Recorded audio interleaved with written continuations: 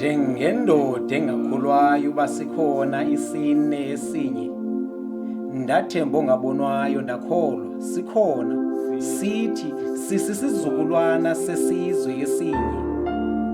Eyoba kutheni ke sisenza ingathi asizazi izinto ezisicaphula isidima okwenyani, de nenywaka iqubude ibe nenkani, ingaswayi ibe lithwasa endaweni yomhlangano.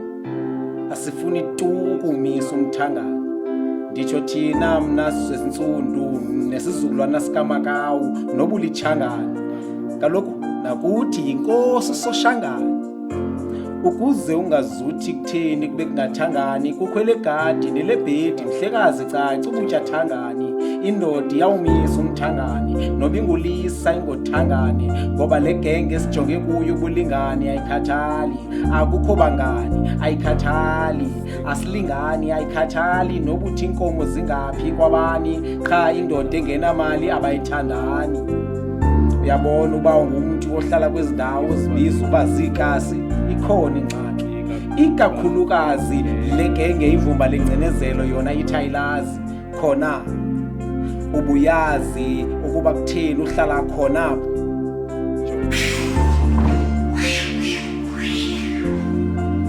In this dusty place, something sweet and beautiful.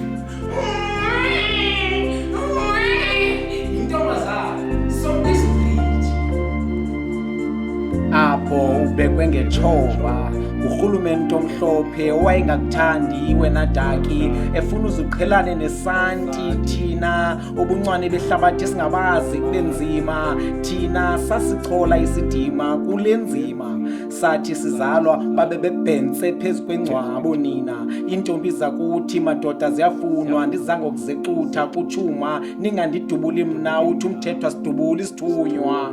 Lo umyalezo andizukhumsha nizawuva.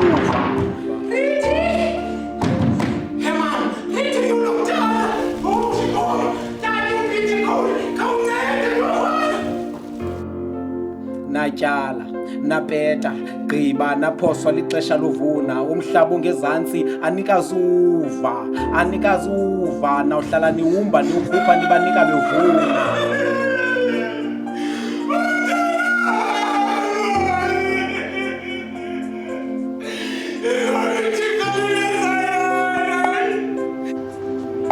Nicinga uba bazawubumba? Natyala, napeta, gqiba naphoswa lixesha lovuna. Kwakungekho kokunye ngaphandleni kokuvuma. Ngempazamo yomfo mnye kuthiwa amadoda onke zinkunkuma, nam ndatyunjwa.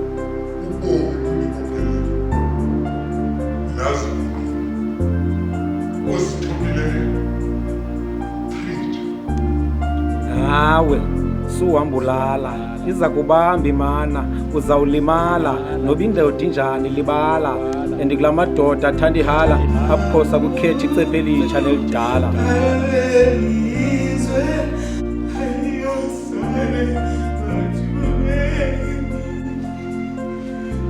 Something sweet and